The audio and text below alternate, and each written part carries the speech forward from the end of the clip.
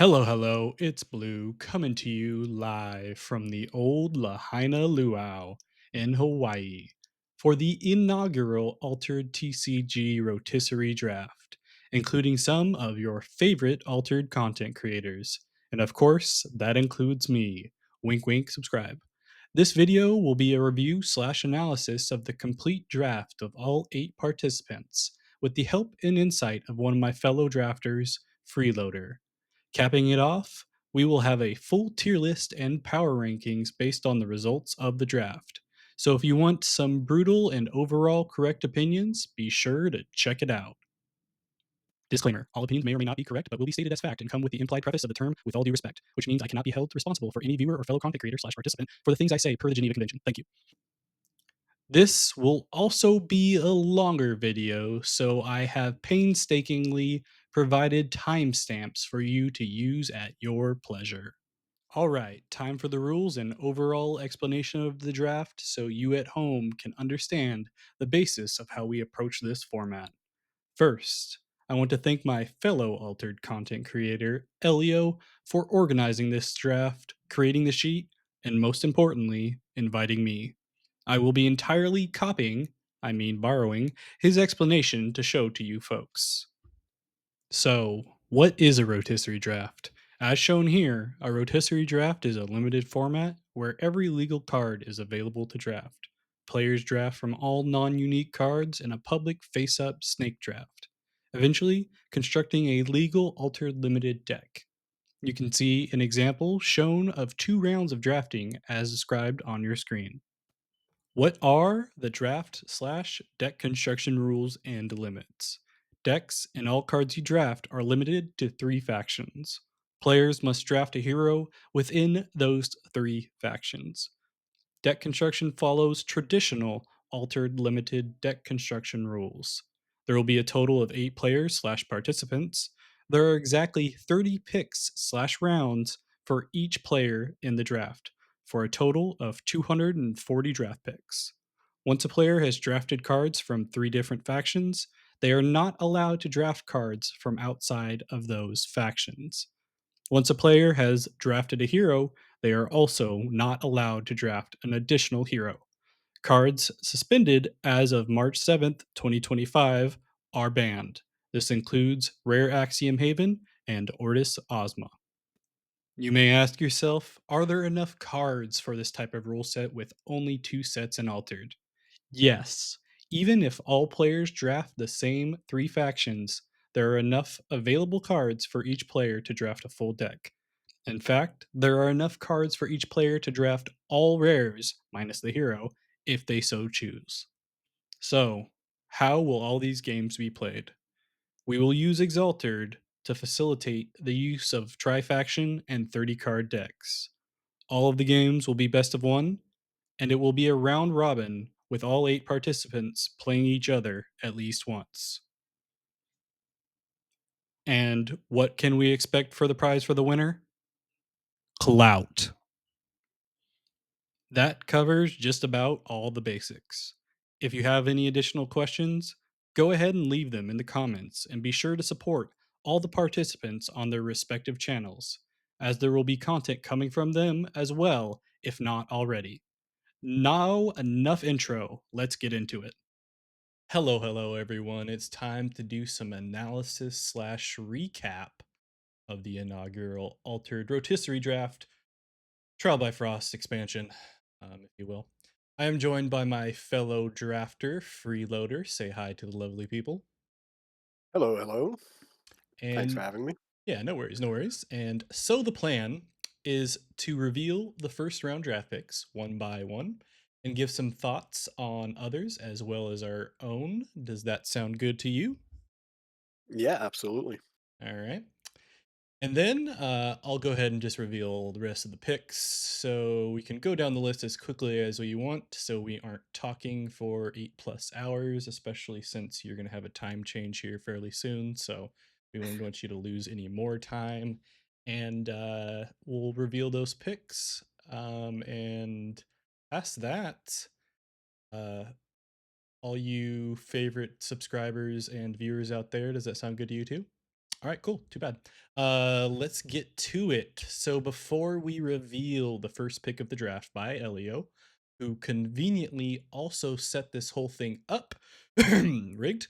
I am actually happy to have Fre3loder discussing this draft with me opposed to any of my other fellow drafters because myself being in the middle and you being at the end can get some unique perspectives as far as draft strategy and certain positions in the draft opposed to just us being like 1-2 or something like that because that would be just too similar. But Absolutely, yeah. yeah, but speaking of that, I'm getting it word. Yeah, we're gonna go straight to the board because it seems Elio has put in the first pick of the draft. Let's see what Elio has gotten as I fill it in manually. That's right. It's the Haven Bravos Bastion rare. Um, Not too surprised on my end here. What are your thoughts? Yeah, definitely has to be one of the better first pick options in the game.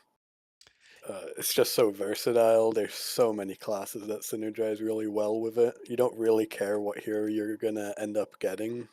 Yeah, it's just a good pick.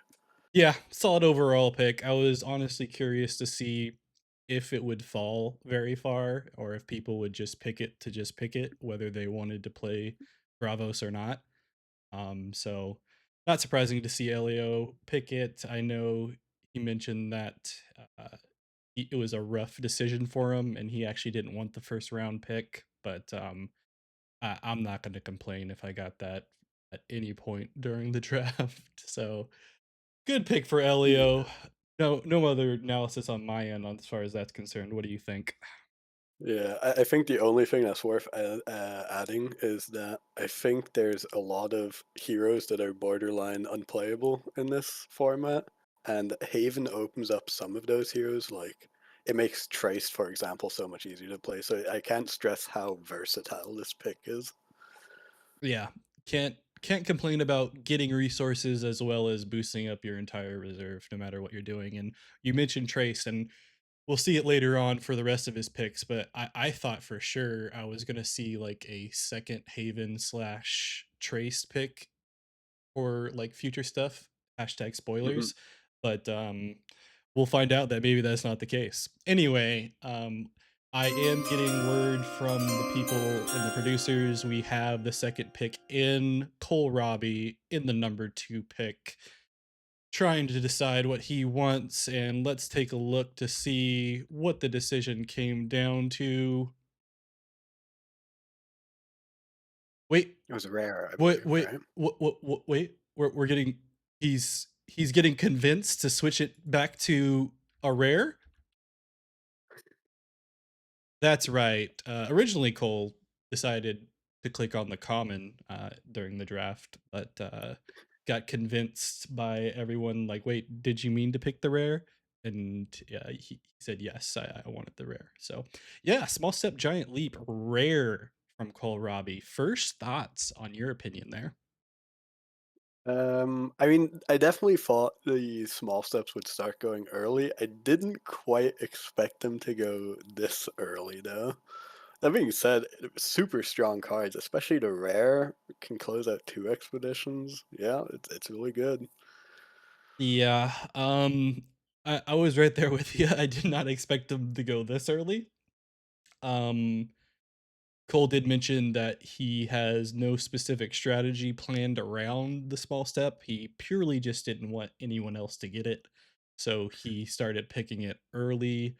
Uh, we could see that potentially mess up his draft later on, and the idea of not getting any other Ysmir cards for a while, but we don't know for sure yet until we reveal the rest of the picks here. But yeah, I, it's not a bad strategy, I don't think, as far as picking it early. My main worry in the draft was seeing someone pick like a Sigismar and then potentially getting 1 to 2 small steps. So I was happy when people were starting to pick it early and forcing people to spread them out a little bit, as far as my opinion. Yeah, I agree. I think there are. certain heroes that you really don't want to give them access to small steps, particularly probably Sigismar and Kojo.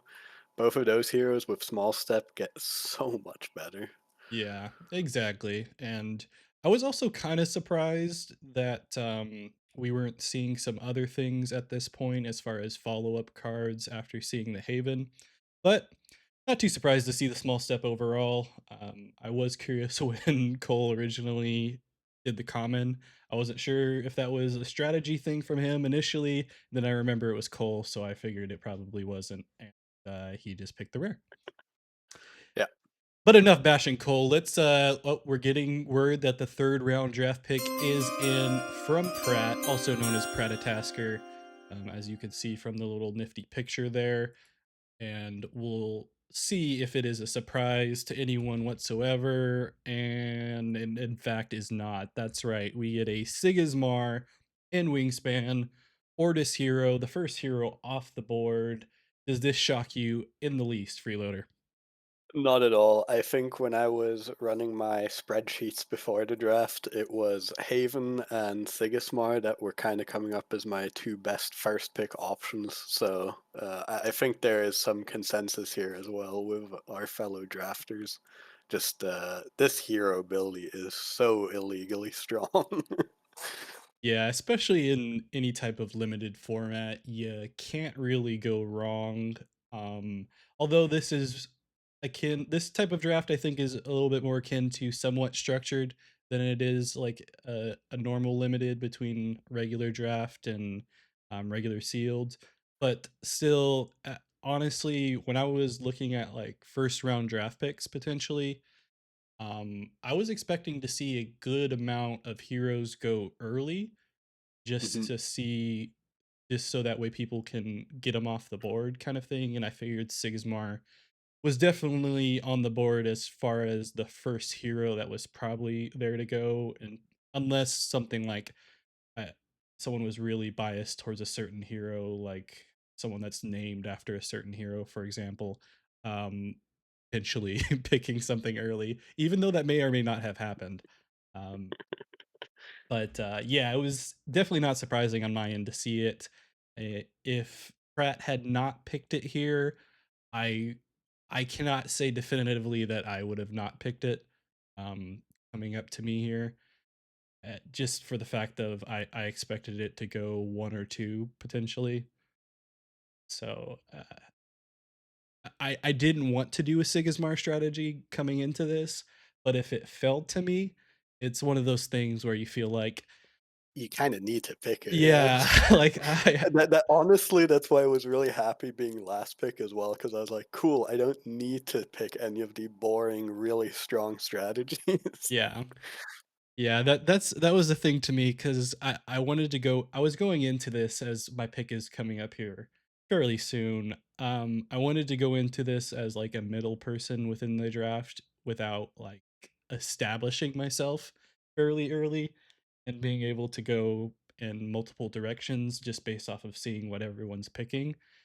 And then when I saw that Sigismar still hadn't been picked after Cole picked Small Step, I'm like, "Ah, damn it. Am I gonna have to pick it?" Because it's one of those things, like, even when you're doing regular draft, if you see a Sigismar in the pack that you're opening or someone actually passes it to you, you know, like, "Okay, even if I'm not gonna use it, I kinda wanna pick the card just so someone else doesn't get it," kinda thing. Yeah. But in this case, I would have to use it. Yeah, that is definitely one of the limiting factors of this draft. It, makes hate drafting a bit tough. Yeah. So yeah, either way, I'm not upset at Pratt for doing this. Kind of expected it, and honestly happy that they did it. So that way I didn't have to, and I could just leave myself open for some other strategies. And speaking of that, I'm checking in my own mind, and yep, it's time for me. In my pick at pick number 4, not exactly the middle, not exactly not the middle, I guess, but it's somewhere in there. And let's figure out what it's gonna be, and it is in fact Lyra Festival Rare in the Lyra faction. Wow, what a pick by me. I can't believe I would do that first round. What do you think, Freeloader? I fucking love this pick. It was on one of my top things to do as well. In fact, I'm not going to spoil exactly what it was, but pretty much your entire draft was on my list of things to do. So I was vicariously living through your draft experience as well. Um, and you actually ruined two of my top three ideas of what I wanted to do in this draft with that first pick. So good job on that. You absolutely ruined me. Uh, yeah, no, it's a phenomenal pick. There's so many options. You get access to so many, new classes and heroes to potentially mix this pick with. So I love it. Yeah, so ideas for everyone that was curious as far as like what was going on behind my brain when I first picked it. So I had a plan as far as a certain type of draft that I could pick with it that Freeloader is referencing that I may or may not have ended up going with. But the original decision to pick this first was based off the idea of mostly I felt like I didn't have to commit to anything with getting the Lyra Festival, and I also could dissuade other people from going towards any other Lyra Festival strat by getting the rare within Lyra and potentially opening up my future draft picks if I decided I wanted to focus on purely a potential Lyra Festival win con kind of thing. And sounds like it worked because Freeloader's like bleep bleep bleep. Why did he pick that? But yeah, that was the main idea, and just in case anyone on the second half of the draft, especially those wily Europeans, wanted to get a little bit frisky with some type of Lyra Festival strat, and that was my main idea. Because actually, my first type of things I wanted to go for, as far as like potential strats moving forward, I really wanted to do like a ramp ghoul ring, but I figured Bravos would be pretty contested, especially after seeing the Haven go fairly early.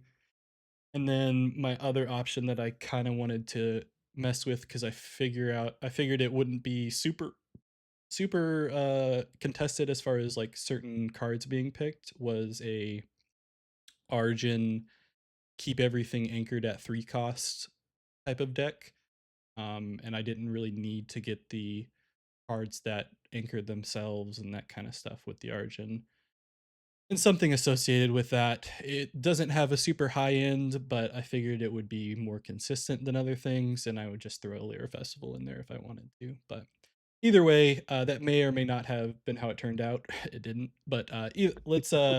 Any final thoughts before we go over to figure out what Viktor is going to go with? Yeah, no, I'm completely on board with you. There's a lot of flexibility behind this pick, so I really like it. Just want to say with the Bravos being contested, I completely agree with that as well. Especially, I don't know if I should mention this here, otherwise we'll have to cut it out. But in the NUC, we can see Bravos completely taking over. So in a format with no uniques, Bravos cards are actually really, really good. So absolutely will be contested. Yeah, definitely. Have to agree with you there. And we do have Viktor on the clock and has already picked the pick. And let's see what they ended up going with.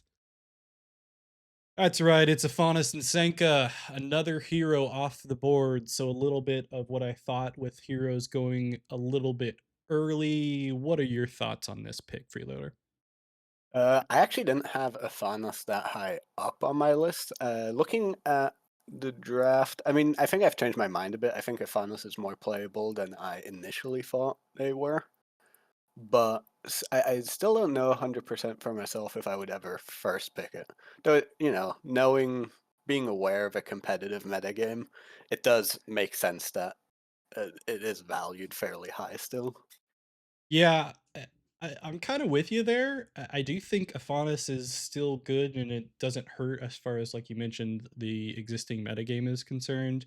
But I do think it is a little bit focused on uniques if you want to be occasionally. But it also is dependent on what you can get in the draft that could potentially slide in for uniques that you aren't going to be able to get for the draft itself. I felt like it was a little bit too prone to certain things with hate drafting on occasion. I don't think it went horribly wrong for Victor, to be honest. I think it went pretty well for him, Yeah, honestly. yeah, But yeah, I definitely know what you mean. If there's like a couple key picks being taken away from you, there's only one rare magical training. There's only one rare Katagirian mage dancer. How the hell is that can be consistent in this format? yeah. So yeah, it's one of those things, but overall, not a bad pick. Like I mentioned before, I was expecting heroes to go fairly early. I don't think Afanis was my second hero to go necessarily. I think it's probably what you had mentioned before with potentially the Kojo, but Mhm. uh, yeah, I mean, not a bad pick by any means. Yeah, for me, the top three heroes I expected to go were definitely Sigismar, Kojo, Fen. Yeah, I think those are significantly stronger than all the rest, probably. At least they're more generally strong. If you have a specific strat in mind, it changes a bit. yeah, But definitely. I will say one of the big upsides of picking a hero early is you immediately know your game plan, and everyone else also immediately knows your game plan. And because you need to play the cards that you're hate drafting, it actually kind of protects your turf as well. So Yeah. I don't hate it as a first pick. Yeah, me either. I mean, it's like you mentioned, if you can get people off of what you think they think you're gonna do type of thing by playing a card that it seems like gets them away from it, and especially along the lines of every card you draft at this point, you do have to play, like you mentioned.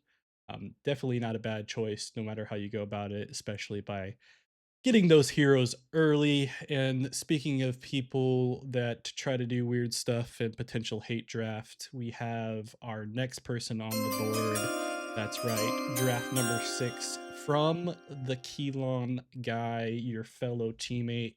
Let's Hmm. see what they decide to go with here. It's the small step, giant leap, common Ysmir in faction card. The first common card that's not a hero to pop up on the board. Fre3loder. How disappointed were you in the Kelon guy for getting a common card this early? I mean, you can you'll actually see in my draft. Commons were not on my radar at all.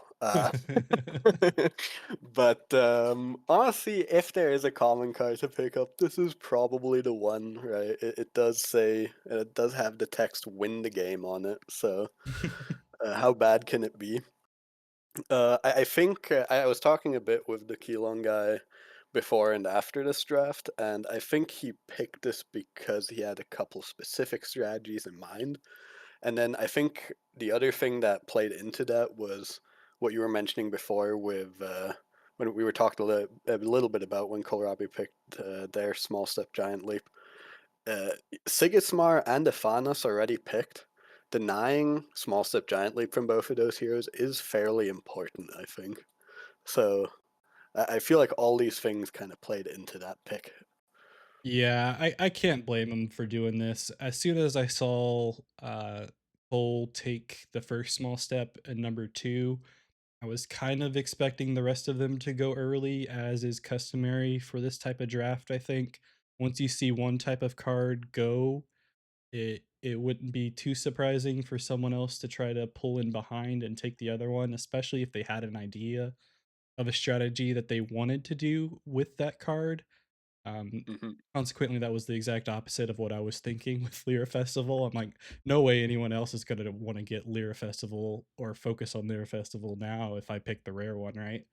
Um, but yeah, so it's just a solid overall pick. I think it's similar to my idea in the sense of it keeps you open to play other things and prevents other people from doing things that you think they may want to do.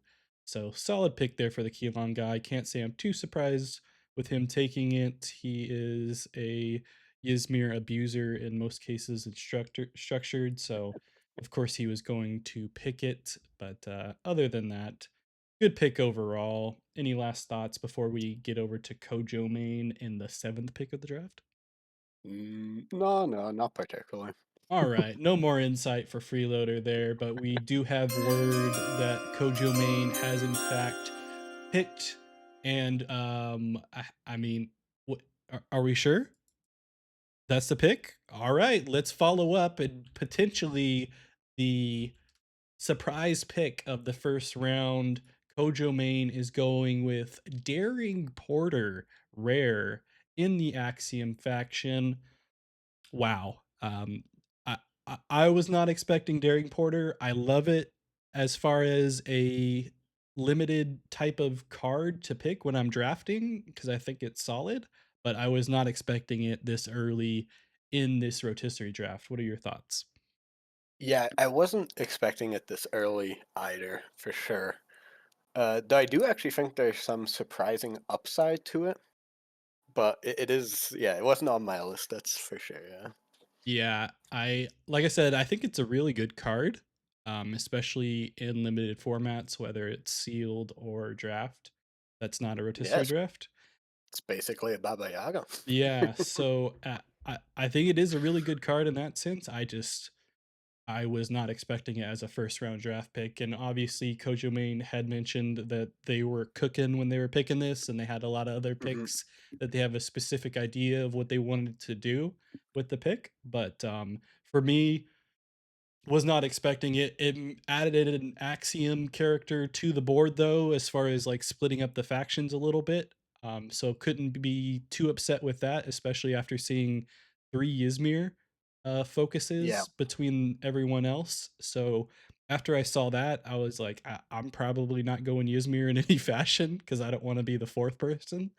But yeah, yeah, it's solid in that sense, I think, and we'll see later on once we end this first round to see what they ended up going with across the board. But definitely the surprise pick for me in the first round. yeah. I mean, I think I will just mention that although I don't think Daring Porter's like by any means the strongest card left in the game, I think there is genuinely pretty good upside to actually entering the Axiom class, specifically because it is probably, generally speaking, the weakest class. So you're going to be the least contested, right? Yeah, So Kohlrabi and the TheKelonGuy, for example, they're in a very strong class in Ysmir, but they are also going to just constantly be contesting each other, right? Who can get that magical training? Who can get that helping hand, maybe, or whatever other cards they're looking for exactly. yeah, So that is the big upside of being an Axiom. yeah. And honestly, that could have fell into Kojo main strategy here, especially seeing between Bravos, Ysmir, Ortis, Lyra already off the board, and assuming I'd have to assume potentially that they thought that other drafters may not go with their second faction super quickly. They would have some free shots at Axiom until that happens. Um, Not a bad idea overall, especially if that's what they were going for. But that being said, we'll get into our final pick of the first round with my co-analyst here on the clock, and I believe we have your pick in. If you want to share it with the class as I type it in. My first pick was indeed the Tiny Jin Rare. I'll just add because I had two picks straight in a row, so whenever I was thinking about my picks, I was just thinking of two card combos pretty much. Mhm. So my next pick was going to be as well the Mighty Jin Rare. And my reasoning here for picking these was that I think for a lot of decks, you were mentioning Golrang earlier, for example. I think these two cards are probably the best enablers for them. And I also think that they can be played in any and every deck at a very high level. I think Tinygin is a completely busted card. Um, so I was just kind of trying to stay open for my first two picks and then maybe lock in soon after. But yeah, I think these cards are just really strong. Yeah, I'd have to agree with you there, especially when you look at it from the perspective that you mentioned before in a non unique format. I think these cards really they help Bravos excel when you're building any type of Bravos deck typically, um, and just help with card advantage in one way or another, whether it be through draw or through ramp. And when you're in a non-unique format, I think those aspects can be pretty good, and no matter what you go, like you mentioned, as far as versatility. And so we'll see it future in the future here as far as people prioritizing some type of card advantage early on in the draft. And I think these cards contribute to that, especially when you're in the Bravos faction. Question for you though, after I screwed up your initial 2 out of 3 decks with Lyra Festival, was Bravos Mhm. as far as faction high up on your list for cards that you wanted? Yeah, Bravos was definitely high up for a couple of my things. I mean, I'll spoil that my number one idea. Actually, I'll start with number three because number three is was the Lyra Festival deck. Mm, What I was thinking about was just like you did, first picking a Lyra Festival and then quickly going into Waru for all those free sleeps and all that jazz. My number one idea was actually like pretty hard going Waru and then playing a hostage deck via Sakurabu, Eat Me Energy Bar, Isitok, and all of the, Ysmir cards that are good at hostaging, and then winning via probably a Grand Endeavor at some point. mm, But yeah, that also does not work when Waru is contested, so. yeah, And even in that strategy, I think Tiny Jin and Mighty Jin are actually two really important cards as well. So yeah. I was actually still open for that in case you wouldn't go for that. Yeah.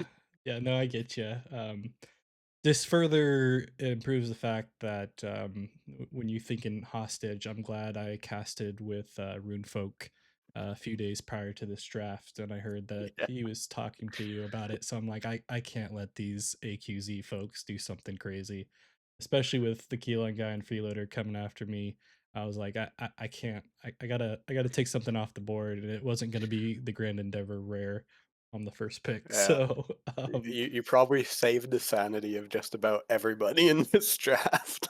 and I think you even did say, like, at some point in the chat for the server for the draft that you're like, "Is there any, people opposed to, like, hostage decks or something like that?" And I'm like Yeah, I was making my spreadsheets before the draft to figure out what I was prioritizing and all that, and I realized that my top, like two of my top things on the list were just this a degenerate Lyra Festival abuse pile and a hostage deck, and I was like, "Am I gonna? This is a content draft. Maybe this isn't the best content. Should I ask?" And then I asked. Yeah. So he may have given it away for a little bit as far as potential there. So unfortunate there as far as strategies, but that's how the game is played. But that It is what it was is. yeah, that was the first round there, and we will see Freeloader's second pick here as I really reveal the rest of the picks, which will be the Mighty Jin. And for everyone, hope you enjoyed that first round analysis there. We're gonna go show the rest of the picks and kind of give a little bit of a breakdown as far as our own strategies, anything that surprised us from the other drafters, and yeah, just give a little bit more recap of the full draft. And But yeah, so speaking of that, so we can get through this video and everyone doesn't have to listen to us talk for too long, as I'm sure we could do it for hours at this point. But yeah. let's go through an analysis of each person's overall deck list, and then afterwards we can give like a I want to give a overall power rankings to everybody. We'll have to Juicy. we'll have to do our own not do our own, and we'll have to give power rankings to each other so we're not too biased. But um, we'll just go through each one of them, some surprises or things that I personally hated that people did as far as like taking cards away from me. Um, but let's start with the person who started this whole thing, Ellio, the first pick, and coming down to the last pick of the draft. With Ellio, they ended up going Bravos, Muna, and Lyra. And they did mention that the Lyra decision was one that if anyone had picked the Alavera or the Seringer at any point before that, they were likely going to go Axiom. And one of the overall things that I didn't mention yet was we had an even spread of all factions across the board with four apiece, I believe. Yeah, Yep. four apiece. So it came out even. So no issues of everyone picking the same faction. But yeah, for Ellio, I think I was worried, like you mentioned earlier, that they were going to go a Finn deck because that would have been nuts, I think, with everything that Ellio did. So I'm glad you picked it early. And past that, I think the biggest surprise to me, and I felt like Ellio was personally targeting me on several occasions when it was coming back, and it kind of influenced my strategy on picking certain things that way and other things the opposite way. Like I wasn't too worried about Ortis picks coming your guys' way because I didn't think Elon was going to pick a lot of the things that I wanted to pick. Although I wouldn't have mind a few cards that he did end up picking overall.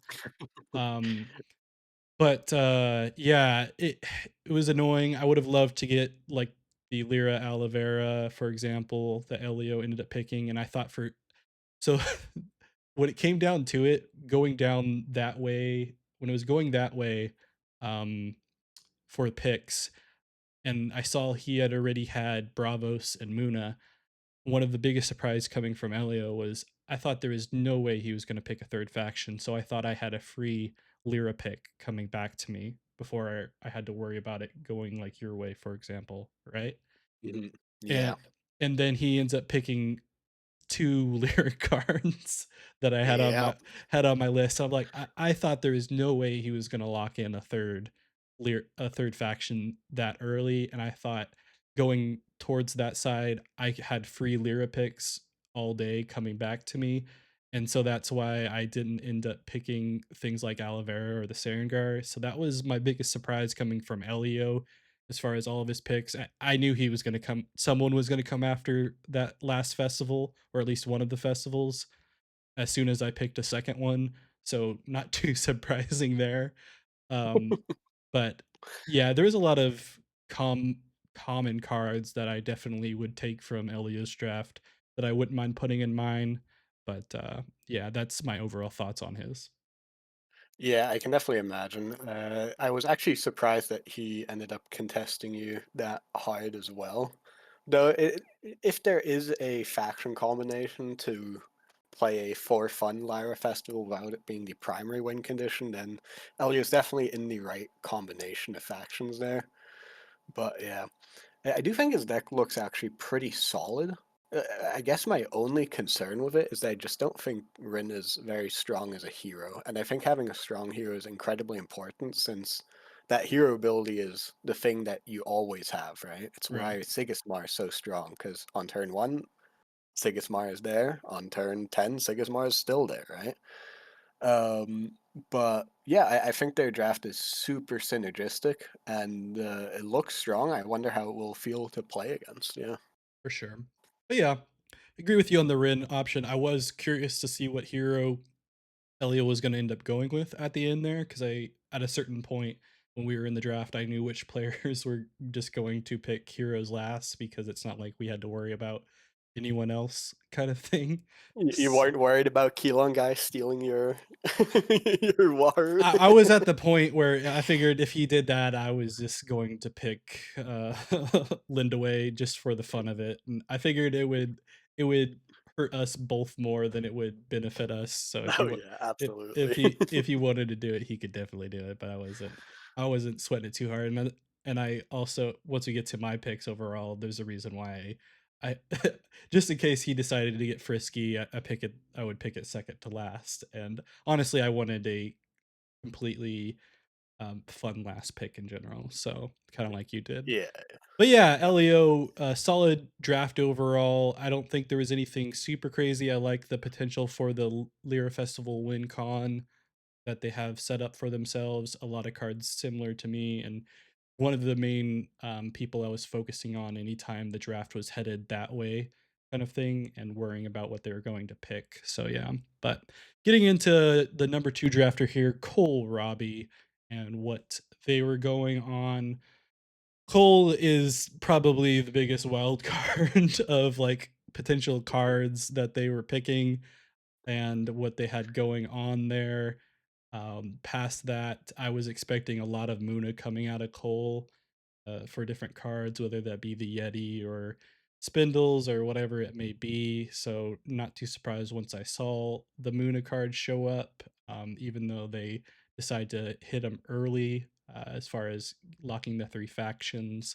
Was surprised at the small step early on, and past that, nothing too surprising on that end. I was expecting Cole to pick more Ysmir cards earlier, but it just seems like he had some other options in mind between like the winter outfits and other things. But Yeah, absolutely. I just have to add that Cole's draft looks boosted. Nah, I'm sorry. I had to find the.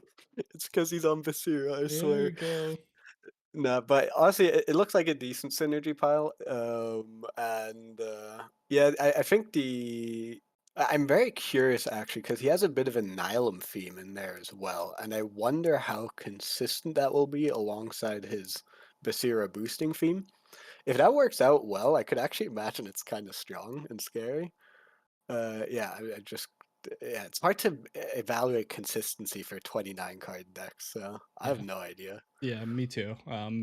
Like I said, Cole was definitely the wild card for me. I know KojoMain had a few different cards that I wasn't expecting, but Cole is definitely the wild card as far as some of the picks that he threw in there. But yeah, going into the third, we have Pratt, the main person who focused Ortis picks early on, and the reason Hmm. probably one of the reasons why I picked the Ortis attorney third is because I thought with the Baba Yaga pick that was gonna release the floodgates for some Ortis cards that I wanted and I knew were just going to be solid kind of thing, and what made me decide like, all right, I gotta pick something here.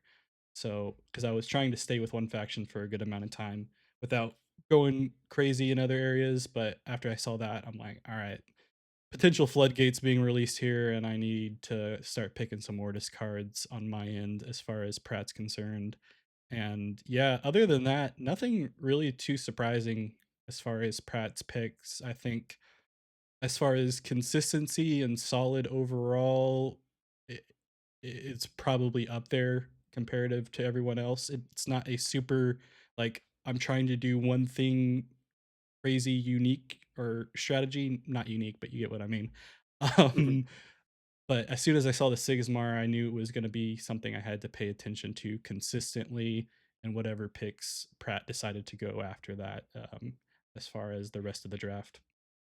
Yeah, I will say from my side, I was very surprised how long that Grand Endeavor rare survived and the fact that Pratt got it. I was kind of hoping, or I don't know about hoping, but I was kind of thinking maybe a KelonGuy picks it up. Um, I guess KojoMain went into Ordis a bit too late to deny that. And the other big shout out that is worthwhile in Pratt's deck, I think, is that Kraken. I really wonder if someone's gonna get got by that and just lose a game to to the Ordis crack coming down. Yeah. Pratt definitely uh was in realistically as far as like the only other faction that I could see Pratt throw in there that would have been like the top tier factions I would think would be instead of Axiom have Bravos cards.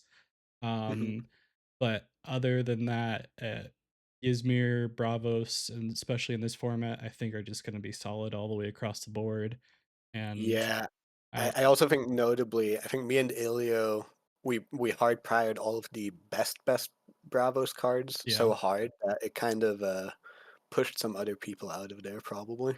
Yeah, and then we'll go into this a little bit more once we see the other people or we analyze the rest of the drafters. But Pratt was also pretty big as far as picking cards that it seemed like others wanted, specifically the KelonGuy, myself, and other people as they pick different things. As we look at that Ortis carrier, for example, the middle of the draft. But Yeah. yeah, moving on to myself here on the fourth pick before we get too crazy with talking about stuff. But like I mentioned, I was going as generic with really good cards, I felt like early on between the Off You Go, the Attorney, the Mechanic. The Attorney and Mechanic picks were based off of trying to prevent it from Pratt's side, and the Magical Training and the Off You Go were cards that I was trying to prevent from realistically your side potentially because you were the Yeah, only Lyra I w card. But yeah. I would have really liked having those. Yeah. So I was just picking the best value cards at that point, and that I figured other people might pick up early on, and so that was the idea behind there. I also thought um, the Legat was also just a good card to have, especially if I decide to go the route of the good old fashioned War Ruin Mac Festival side of things, and it also would have just been solid overall. I think the same way that you're reviewing like Tiny Gen and Mighty Gen, as far as just throwing it out there and making things look good. And I think the Yeah. spot that I truly committed on where I was going as far as um, potential Waru stuff was right before we got into the Muna side of things when I picked the Frog Prince.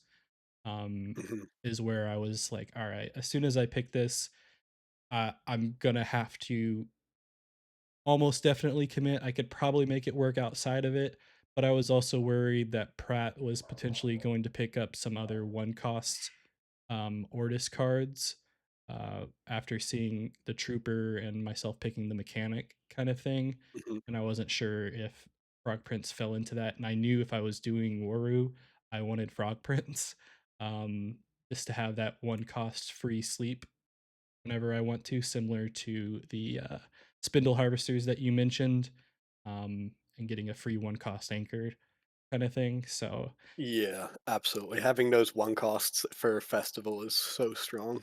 yeah, so that was the main thing for mine, and then past that, I had a similar strategy of what you're mentioning. I had a bunch of cards what I felt like people just weren't going to a pick, and I could get them for free potentially later on, and some other ones that I thought were going to be surprising enough that I could just throw them in there, like the one cost Fire Rabbit. I was happy that it fell that late, and I was able to get it as a free one cost fleeting from hand.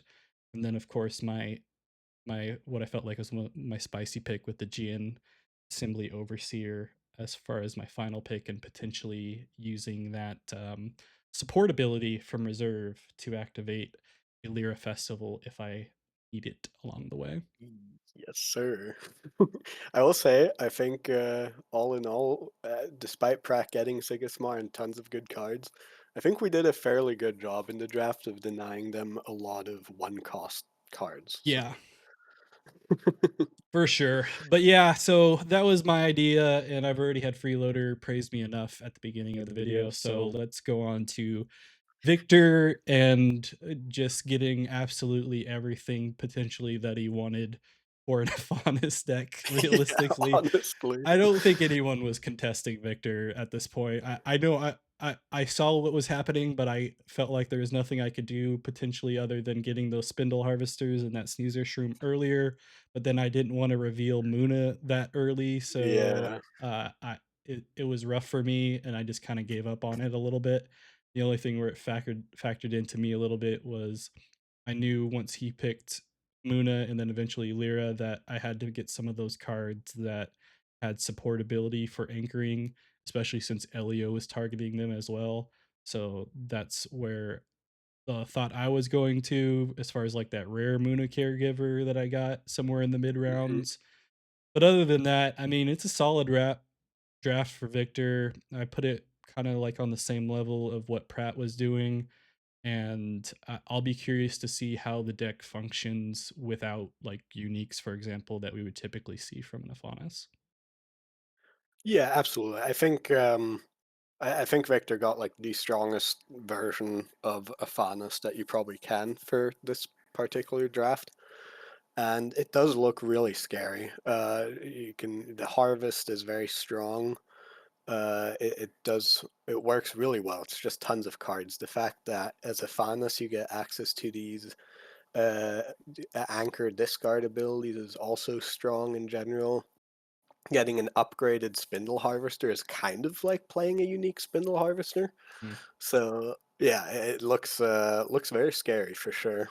Yeah, definitely. It's definitely up there for me as far as like decks I'm not excited to see as far as playing here in the future, but anything's possible as we go through here. Other than that, nothing too surprising from Victor's specific picks Yeah, that I I, I got me. would say maybe a little low on the removal count for Victor. Like no off he goes, I believe, Yeah, so will speaking hurt. yeah, speaking of removal, I was gonna mention that at some point. Victor is probably the low end as far as focusing on removal type of things. I'm glad I was able once people figured out what I was doing, I felt like I was influencing people picking permanent removal to a certain aspect, whether it be intimidations, booms, or in your case, cloth cocoons. Yep. Um, so I was happy that I was able to influence that a little bit, but, yeah, moving on to the KelonGuy and throwing in the Lindaway and Ma deck lists and who said halfway through the draft, "I have, like, 7 different options still, like, you guys can't put me in a box." Um, I'm not sure how much of that was cope, but, I believe him to some extent, but either way, yeah, it's definitely one of those lists that I'm not surprised to see with especially with how often I see him play Lindaway these days. Mhm. And the very limited options in the third faction with the only 2 Axiom cards that I'm pretty sure he's the he's the one that has the least amount in the third faction between everyone Yep. here. He also has the most commons, I believe, when I calculated that Oh, out really? earlier on. So KelonGuy is in fact a common altered player as far as this is concerned. But There yeah, you go. uh, a lot of different options here, a lot of different lines that I could see that they could go with overall, and one of those things where I don't play I'm not used to a lot of Linda ways that play certain ways, and I know I've been watching Keelan play and getting some wins because of that. So hopefully it doesn't mess me up too bad. Only has the one boom there, so I'm excited about that. But other than that, solid deck list overall. Yeah, I can give a little insider knowledge that with that first pick, Keelan guy was absolutely considering going Bravos with a small step giant leap finish as Mm, well, but my early picks ruined that for him. yeah, Yeah, his list looks super solid. I think there's probably a couple Axiom cards he was eyeing at a couple points in the draft, but I think they were picked right out from under him. He mentioned he really wanted that rare hooked and thought it would survive longer.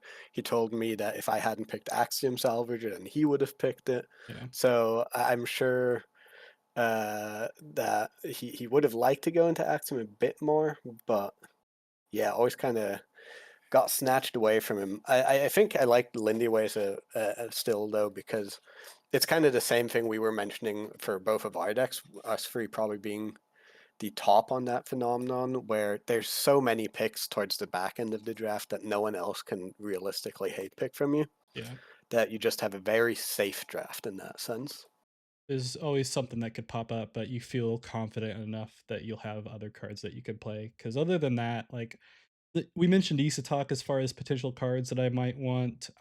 Field reinforcements was definitely one that I was considering. I did get to the point though on my picks that I was going a little too heavy on permanent spells. So I felt like I had to go away from that a little bit and kind of had to shorten my list on what I wanted Mhm. to do there because there was so many that I wanted to play. Um, so not too disappointed that he was able to get that early, for example. I would have loved the common rallying call, but I'm fine with messing around with the rare. Don't get to use that otherwise unless I'm using it for this list. um, True. um, and but yeah, past that, nothing else crazy. Hypothermia is one of those cards in the rare that I was thinking about drafting. Um, but it kind of fell off the list for me as far as spells that I wanted to play that I had to kind of cut.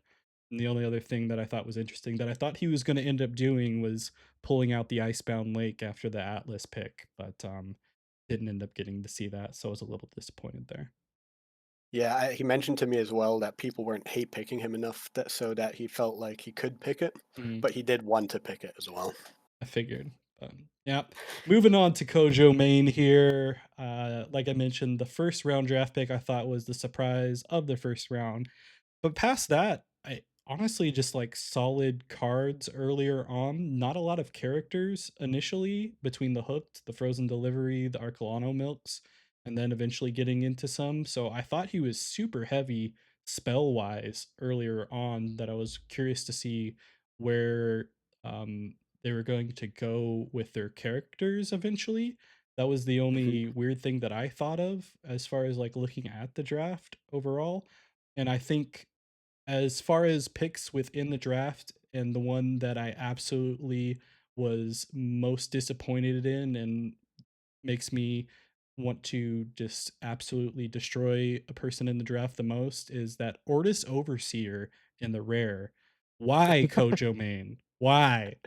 I thought no one was gonna pick that. Like, who else is getting bureaucrats? Why would you want that? But of course, pick that. I thought I was gonna be able to get that at the end, but I feel like despite all the targeting Ellio did on me, I feel like that was the most targeted pick from anyone. Even though Kojo probably didn't mean that, it felt targeted and it hurt. I can believe that, but yeah, he just wants the token, man. Get cadets. Cadets, you don't need to be behind. Get Okay, cadets. that's worse stats, man. That's worse Oh stats. yeah, the water stat. Yeah, it's really important. Either way. But yeah, what are your thoughts other than my saltiness? I So I don't think KojoMain has the strongest draft out of everyone. I think probably I really like Viktor's draft just in terms of power level. I'm not sure about I still don't know how to evaluate Lindy Way as well, so I'm not sure about KelonGuy. I really like my draft in terms of power. I really like your draft though, because we don't know how strong, like I'm sure no one's seen this Slayer Festival list before, so I have no idea how to evaluate it. Yeah, Um what I will say is I think KojoMain and Ellio have the most synergistic drafts. Like yeah, both of their decks are full of synergy, all in throughout themselves, and I think that's definitely worth a shout out. You can tell that he had a plan early on with those early Arcolano milk picks, and then going into stuff like, as much as you hate it, or this Overseer and Prattatoskr later. I think it's really cool, and I wouldn't be how do I say this? I wouldn't be surprised to be surprised by this deck. Let's say it that yeah, way, because while I'm not thinking it's the most powerful here, I'm starting to come around a bit on cards like the Icebound Peak in Bravos. yeah, So yeah, maybe this will absolutely destroy us. Maybe he'll anchor with his rare a 6/6/6 dragon and just crush everybody. yeah. I love the synergy in this deck, though. For sure. I think the main thing for me is that I think at its peak, it could probably take some wins just purely off of the surprise factor that you're mentioning here. But the consistency wise, especially in a draft format, is what is putting me off a little bit. Like I mentioned before, I felt like I was getting pretty high on the spells and permanent side of things, especially for a Mhm. 30 card deck. And for KojoMain, I thought they went super high on them, especially early on. And it may Yeah, I remember doing the same count that they were like 10 out of 20 non-characters or something. Yeah, so I was like, that was what got me initially, and that's where I think my downside is as far as like inconsistency is concerned, because you just may not draw cards you need in order to play a character on the board type of Yeah. thing. So I don't know. We'll see how it turns out, but I can definitely see what you mean there for KojoMain. And honestly, I like a lot of the Bravos picks. I'm happy someone went hard into Axiom as well, and Mhm. it didn't take that many Ortis cards for me, except the one that I wanted. And it forced me to take a common Overseer earlier than I wanted to either. So Ew. Yeah, right. Yeah, they KojoMain definitely got a couple hit picks off of me, or a couple picks that I wanted as well. Specifically, shouting out that rare Tooth Fairy and Mana Eruption. Would have loved to have those. Yeah. Speaking of that, let's get into your deck list, and you can give us a little breakdown of your thoughts of the overall picks on your side of things and things that you wish you had and all of the above. Yeah, as I mentioned before, I wasn't really worried about running out of picks. I definitely, yeah, I think that Tooth Fairy was my biggest mistake. I think I should have picked that earlier, rare Tooth Fairy, so KojoMain doesn't get it from me because I have like a sleight of hand strat in there, and there's a huge difference between a 2-cost sabotage and a 3-cost sabotage. Other than that, I think I have a fairly synergistic deck, but it's also just a pile of good cards at the same time. Mhm. Obviously, I'm really playing into Fen's resupply ability, so I have a bunch of from reserve stuff. And with Ouroboros, I am fairly confident that I'll be able to cycle through my deck multiple times. The way I do it on Traced, just play Frankenstein, Frankenstein, Frankenstein. Mhm. Um, so yeah, funnily enough, this deck actually ends up being a hybrid of all of the stuff I've played competitively, which is mostly like Fen lists early on in Beyond the Gates. Then I've played a bunch of Kojo, and now I've played this degenerate Trace pile with Ouroboros. And yeah, this deck is just all three of those in one. Yeah, for sure. And one of the things I noticed with yours, and I don't know if it was part of your strategy, is with Bravos potentially being one of the higher contested factions in this type of draft. Is that the reason why you weren't super focused on getting those cards in general? Because you only ended up with 5 Bravos cards, it looks like, right? Yeah, I think I was hoping to maybe get a couple more. I was surprised by how high Ellio valued those Sarangars Mhm. specifically. And honestly, I think outside of certain key cards, which are these rare Tiny Jin, rare Mighty Jin, Haven, obviously, Sarangars, a couple of the others like Orda Spy and Two Fairy, I just don't think that the remaining cards are that huge. I mean, if you look at like competitive Kojo decks, for example, Mhm. half of the deck is just 2-cost 2/2/2s in Yeah. various shapes and sizes, Right. right? So it's not all that impressive. So there's some things in that deck that are really strong, but others I didn't value that highly. Yeah, I gotcha. And I was going more for the Fen synergy at that point from reserve stuff. Makes sense, and some cards in your deck list are definitely pretty good for that, and of course, I expected you to get that rare physical training. Felt like that was gonna be a must for you regardless. Yeah. Honestly, it was the same thing where it's like you mentioned it earlier. Everyone started picking just all of the card draw in this game by like pick 7 or something. Yeah, And I was like, holy moly, I need to get myself some like secure the remaining card draw because there's not all that much card draw in my factions.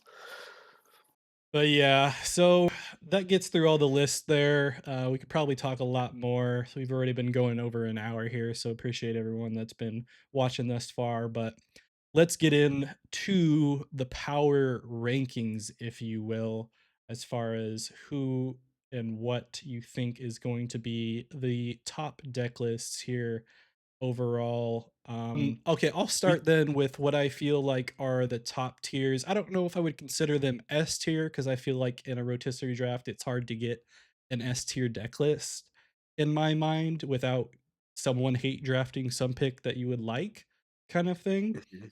So I'm not going to give anyone an S tier. I'll maybe reevaluate that here as we go through things.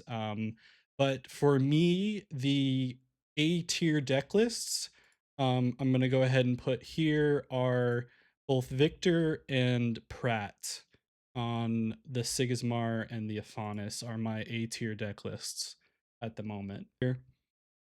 Putting me in A tier? That's crazy. I know it's crazy. Nah, I think I largely agree with these. I think Viktor just getting everything he has and Pratt getting Sigismar Yeah.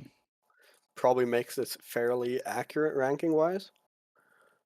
Yeah, I think I like those as A tiers. Okay. You don't have anyone going up there besides those 2? I'm considering, like, myself and KelonGuy, Mhm. uh, but honestly, like, how do I say this? These decks aren't proven, so it's really hard because this is Mhm. gonna be a really inaccurate power, assessment anyway.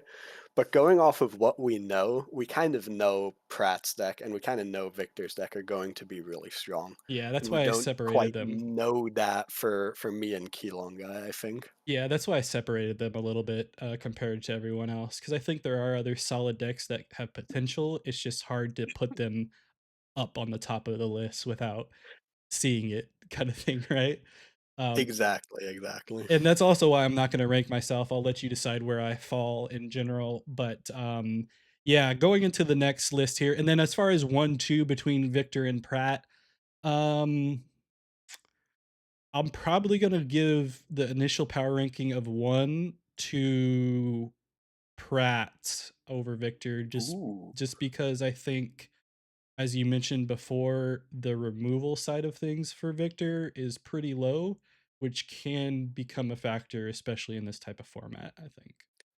That is true. That being said, I think I would do the opposite. So Mhm, I'm gonna give my 1 to Viktor and my 2 to Pratt, just because while Viktor is low on removal a little bit, I feel like other than that, they got just about everything they wanted. mm, And I do also think Pratt is a little low on one cost because of how hard the draft effort, the 7-person draft effort to hate draft all the 1 drops away from Pratt was. right. So they only have like Ordis Trooper, and do they even have another one? They should, right? They have a Paper Herald. That's not a lot, Yeah. and Sigmar really functions off of 1 cost plays a lot. So I'll give my 1 to Viktor and my 2 to Pratt. All right. Makes sense. Makes sense. All right. And then going into the next tier, we have B, C, D. I guess we could talk about F, but I don't think I'm going to give anyone F at this point. I'm not giving anyone an F either. I think all these decks actually look kind of scary. Actually, I may just give Cole an F tier just to say that I did. But like B, C tier type of thing. Yeah, let's say B tier. I'm likely putting you and Keelan in. I'm not sure if I want to put Ellio in it. Um, because I'm on the same boat of you of like I'm not super confident in the Rin and Orchid. Although I think Ellio probably had one of the stronger first few rounds and like the first half drafts. I don't know if he got too focused on denying other things or if it was more focused on what Elio wanted to do kind of thing. So just to have a little bit of a spread, um, and to make our host who started this whole thing about as average as possible, despite getting the first pick. I'm gonna put you and Keelan in B tier and Elio in C tier. Yeah, Mhm. as far as my next three. Okay, yeah, I think I like this. It is really hard. I think from my perspective, I think I completely agree with you on Keelon guy. I mean, obviously, I would put myself in the S tier, but I don't think I get to make that call. Uh, and I think for me, the tough ones are definitely you and Elio. Um, and I think a lot of that has to do with we've never seen any decks remotely like this. Yeah, They're so unique, so out there compared to our the power scalings that we have access to. Because I can see both of your decks easily being B tier or even A tier decks, right. honestly. I think especially if Elio gets like a turn one Haven out against some poor fella, Right. that person's gonna get rolled. Yeah, definitely. And to be honest for myself, I'm not ranking myself, but I would have put myself at like the C tier because I think it's right in the middle as far as like could this go really well or could this go really poorly? I don't know kind of thing. But that's kind of way the way I'm looking at it as far as like Elio and putting him in the C tier at the moment.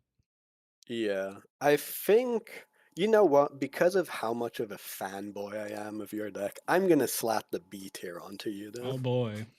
B tier for me. And now you have high expectations to disappoint when you actually Exactly. play against people. Alright, and then where did you have, Ellio, and did you end up going with, A or B uh, tier with KelonGuy? KelonGuy, I'm very solidly in B tier. I think he has like most of the stuff he wants. I think, yeah, let's say for variety, let's put Elio in C, though I could very easily see this being a B tier as well. Okay, we got that. And then as far as, like, actual power rankings go between the ones that I spoke about there for those next 3, between you and KelonGuy, putting both of you in B tier, I'm actually hmm, I think I'm gonna go with you being the number 3 then, and Keelan at Yes, let's 4. go. Um, Specifically because I know Keelan's good at making this type of deck list work. I just don't know how well it's going to work with this type of format.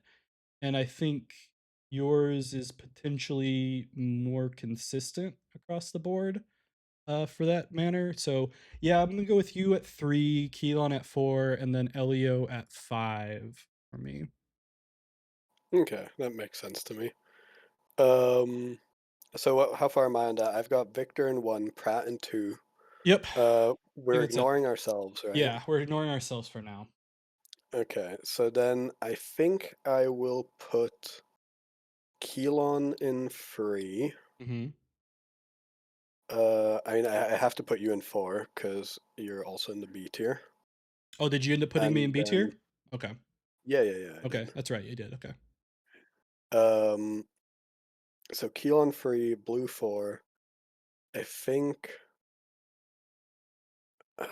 for me, so this is so hard Yeah, because I'm looking at Ellio's list and I'm looking at KojoMain's list, yeah, and it's I hard can for me see too. both of them flopping, and I can see both of them just being really solid, actually.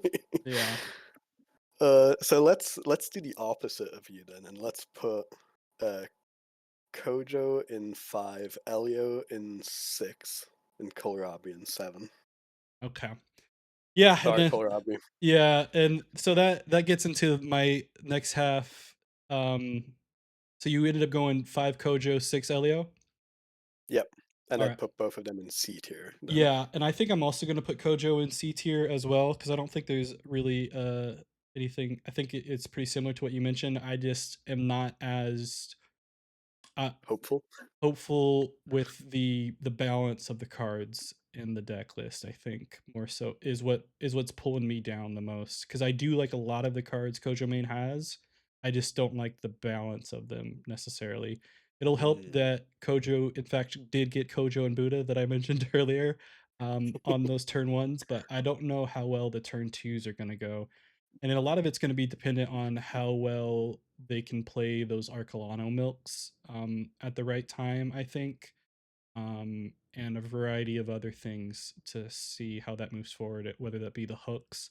'Cause there's a lot of utility that KojoMain has that is gonna require correct play that I don't know if you can get with only playing a deck so little type of thing. But I could also say that for myself. So either That is, yeah, that is true. It's a tough one yeah, to it's make a judgment call on. yeah, but yeah, so I'll have both Elio and Kojo in C, but I'm gonna put Elio above Kojo in the fifth spot for me, and Kojo in the sixth spot, and then Kohlrabi I'm gonna put in the seventh spot in the F tier because he deserves it. Oh my god. Suck it, Cole. Um, I would put you in D, Cole. but we've done a lot of analysis. We've talked a little bit. Any other final thoughts before we wrap things up here? I mean, I think it's funny. I was gonna mention this at the start, maybe, but now I'm gonna mention it at the end instead, because this is it's a draft format, but in my mind, this is barely a draft format. I Yeah. frankly wouldn't be surprised if like Viktor's deck or my deck or you know, a couple of these decks, even Ellio and KojoMain's decks, I could see them just pummeling competitive decks because of having access to free factions. Mhm. And yes, it is a draft, but you're still getting so many of the cards that you want to get anyway. You have a 29 card deck, it's super consistent. You have no limit on rares.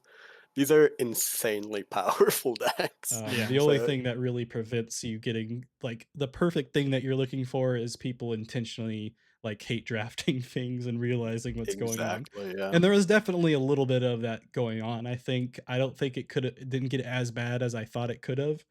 Um, which is an indicator of the altered community as a whole. We're all just too nice in general. So wholesome.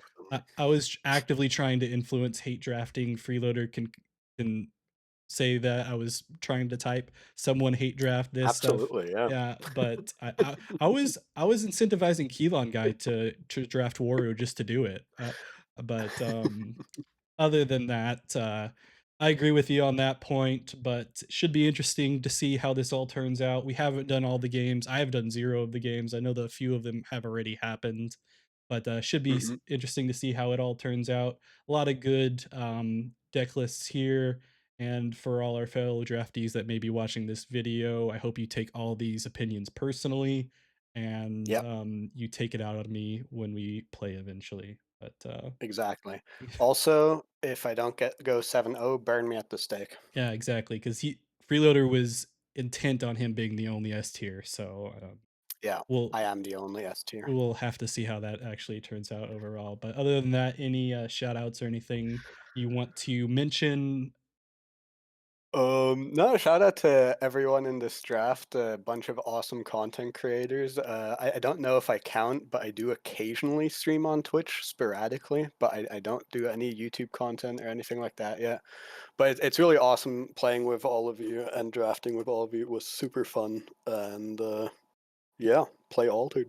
Yeah, I'm gonna call this a content draft, so that's why I put your link here for the Twitch, right below your name. And so, yeah, if anyone wants to, I've tried to put everyone's links as far as like their main channels and what they do things on. It's mostly YouTube stuff. Pratt, I think is just not doing anything. But Pratt, if you're listening to this, or if you respond to me anytime soon, I'll be glad to put something on there for you. But yeah, be sure to check everyone's YouTube/Twitch out. Check out their content. Want to thank my fellow analyst here for adding some insight from their deck lists and some other thoughts in Freeloader. And past that, we're going to go ahead and end the video. Thanks, everyone. Bye.